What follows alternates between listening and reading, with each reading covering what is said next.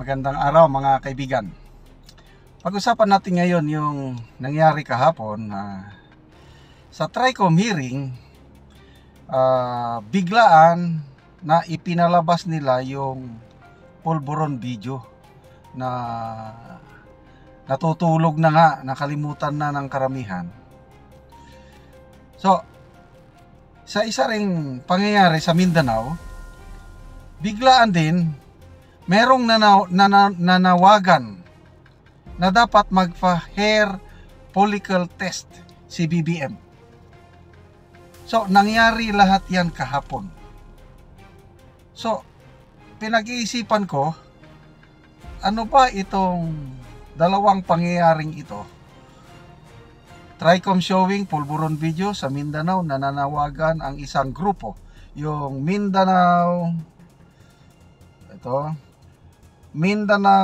Transport Sector, Mindanao Transport Confederation of the Philippines. Kahapon nanawagan sila. So napapaisip ako, ano ba ito? Magkahiwalay na insidente or magkadugtong iisa lang ang nagplano? Okay, so unahin muna natin itong panawagan ng hair follicle test. Ito post ng Pulso ng Bayan. Hair follicle test kay BBM, hiling ng transport sector sa Mindanao. Na nawagan ang Mindanao Transport Confederation of the Philippines kay Pangulong Ferdinand Marcos Jr.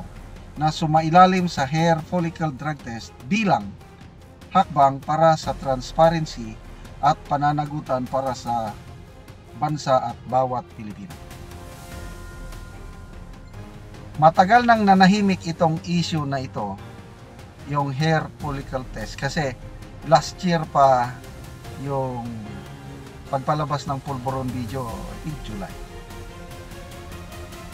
So wala na, nabaon na sa limot sa sambayan ng Pilipino.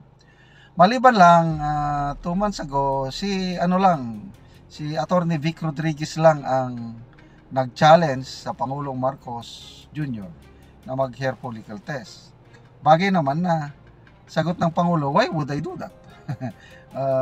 Kasi ang hamon ni Attorney Vic Rodriguez, public office is a public trust. So para once and for all ma-settle ng issue, para maibalik ang tiwala ng taong bayan sa Office of the President, magpa-hair follicle test ang Pangulo. Kaya lang, ang sagot ng Pangulo, why would I do that? There's no correlation, there's no connection between public office and hair drug follicle test. Ganon ang sagot niya. So, walang magawa. Ang taong bayan, nananawagan nga magpa-hair follicle, ayaw ng Pangulo. So, nagtataka ako. Opinion ko lang ito. Bakit nagkasabay? I don't know kung anong nauna, itong panawagan ng Mindanao Transport Confederation of the Philippines. I think nauna sila ng kaunti. Kasi yung showing, pulburon video showing sa TRICOM, hapon-hapon na. Yung patapos na. Walang nag-akala na ganon. Kasi yung Fables Talakera, hindi man yun original na napatawag. Kasi ano na yun, Marcos vlogger. Dating DDS vlogger, kailan bumaliktad ang pananaw. Ngayon, sinusuportahan niya na ang Marcos at Romualdez tandem. Kaya kahapon, maraming nagtaka si Sasuti. Sabi niya, bakit inilabas ang pulburon video? Halos hindi ako makapaniwala na inilabas. At tunay nga, inilabas. Nung unang lumabas yan, July, doon sa California, mayroon pang banta ang gobyerno na ang maglabas ng video na yon is kakasuhan. Kasi nga peke daw.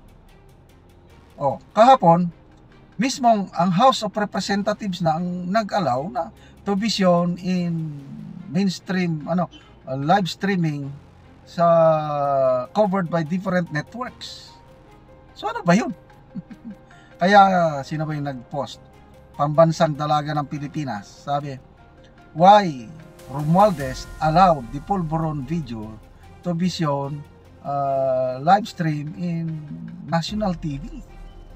Nakakapagtaka. Ganon din si Teo Moreno. Sabi niya na, I think there is a big reason, malalim na rason bakit inalaw.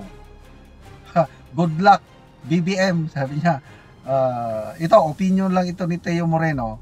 Is it a demolition job for BBM? Yan ang mga tanong ngayon eh. So, balik tayo sa ano. Ano ba itong panawagan ng Mindanao Transport Confederation at pagpapalabas ng Pulburon video? Magkaakibat ba o magkadugtong o separate na insidente? Nagkataon lang na kahapon lahat na isagawa. So, sa ngayon, lumalakas. Binabasa ko yung comments kasi halos lahat na ng mainstream media, Philippine Star, Inquirer, TV5 at iba pa, nakapost na sa social media pages nila yung testimony ni Peebles Talaquera na yun nga, si Attorney Harry Roque daw ang may pakana. So, kung ang purpose nila doon sa pagpalabas para sirain si Attorney Roque, palagi ko wala na silang nasa Netherlands na si Attorney Roque. Ano pang magagawa nila doon? Nag-apply na ng asylum. So palagi ko ang main objective sa pagpalabas hindi si Attorney Roque para sirain. May mas malalim pa. At yun na nga, parang lumalabas mensahe ng isang nag-aambisyong presidente sa nakaupong presidente na I'm watching you. So kayo, ano sa tingin nyo? Bakit nangyari lahat ito? Abangan natin ang mga susunod na kabanata. So mga kaibigan, salamat sa inyong pagsubaybay sa ating channel.